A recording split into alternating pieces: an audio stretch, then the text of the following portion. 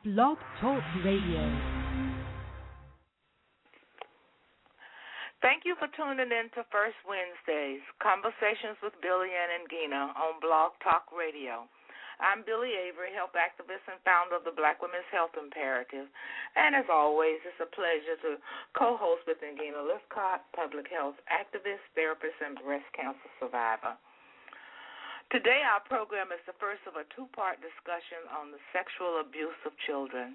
Our guests are psychiatrist Sandra Moss Robinson and Robyn Gobin, a child sexual abuse clinician and researcher. Robyn Gobin is a doctoral candidate in clinical psychology. For the past 6 years, she has been engaged in research aimed at better understanding the link between childhood trauma and re-victimization.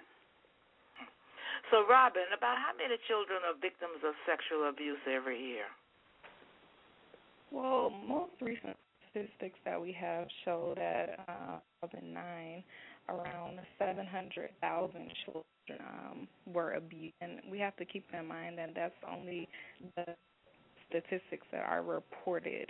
There are a number of kids who weren't reported to Child Protective Services, and so that's only the estimate. And a thing that I wanted to point out about that is that it's typically not a single occurrence. And another piece of that is that about 90% of these children know their purpose.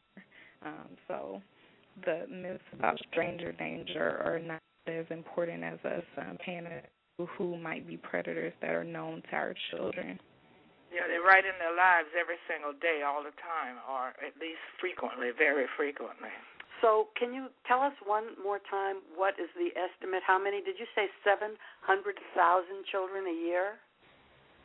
Yeah, 700,000. Yeah, 700,000 children were abused in 2009, and those are just national statistics of what was reported, and we know that child sexual abuse is often underreported. Mm-hmm. Right, and it's probably for every 700,000, every one that's reported, there's like 5 or 10 that's unreported. So right, and some other statistics that we have say that 1 in 4 girls and 1 in 6 boys will experience sexual abuse when they reach the age of 18. So how it's many definitely girls? Very prevalent. 1 in how many girls? 1 in 6 girls and 1 in 4 girls. 1 in 4 girls and 1 boys. in 6 boys. Yeah. That's amazing. Right. Okay, so Robyn, how do we know if our child is telling us the truth? I think it's very, very important to assume that they are telling them. And the reason why I say that is because our responses to disclosure of abuse can actually exacerbate those responses. So it can make it worse. Children disclose something to us and they get a negative response or a non. And I think we have to put ourselves in the child's shoes and ask ourselves what motives would a child have for making up something like this. And you hear a child and also ask yourself, would they have specific knowledge about sexual acts or kind of talking to them and getting a sense. So I think it's just very important to assume that they're telling the truth and to provide a very positive response to them and what they're saying to you, even though it's definitely very difficult to hear. The first step in their recovery is how people respond to them. Yeah, I think it's very important to use what's going on in the news as a teachable moment for our kids and sit down and get their feedback about what people are saying at school and what's going on, and also just encourage that to be assertive and to voice their opinions and what's going on with them, so that they realize that you care about what's going on with them and that you want to hear these things, because a lot of times there's so much fear around talking about it, and it's a very scary thing, and children hold on to it for a long period of time. So if we can make our homes a safe space where children can talk about these things and ask questions, share their perspectives about what's going on, and they can feel safe to use communication, that would go a long way. Add to that, I love that idea. I think another thing to add to it is that once we tell our children they can come to us and talk to us about anything, we also have to be mindful of how bonding when they do come and tell us pretty shocking things. We want to maintain of calmness, even though it's very upsetting to hear these allegations. Our children are looking at us and paying attention to our nonverbals and how we're responding to this, and they're using that data for the future of like, oh, how is she going to respond later when I say this other thing to her? In addition to explicitly telling our children that they can come to us and talk to us about needs, we also have to show it nonverbally by giving them a positive experience when they do tell us. Excellent.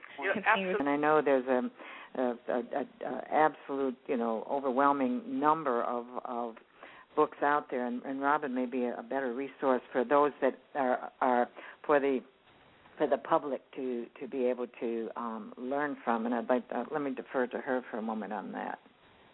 Oh, definitely. One resource that I think is accessible to everyone if you have internet access would be the National Child Traumatic Stress Network. And this network has a bunch of information just about child abuse, what it is, when it occurs, and it also has information about how do I respond to my child. Can I go? What hotline can I call if I suspect a child is being abused? So definitely, I think that was a nice resource, and it's a very rich resource with a lot of different information. Robyn, can you give us that address one more time, that internet address? Yes. It's the National Child Stress Network. So if you just Google that, the National Traumatic Stress Network, it should come up for you. Dr. Sandra Moss Robinson and Robyn Gobin, thanks to each of you for joining us. And we're real grateful for your insights into the prevention and recognition of the signs of sexual abuse of children. Can you give us just one last, we only have a couple of minutes left, just one last piece of advice on this part of our show? Robyn? Yes, one thing that I would like to underscore is just the fact that abuse thrives in secrecy and silence. And so it's just very important for us to play our role as community members to stop this thing by starting it and by encouraging our children to talk about it. And I know that it can be difficult when you become aware of a wrongdoing because we as human beings want to do something to right the wrong. And I think that's the right reaction, to want to do something about it.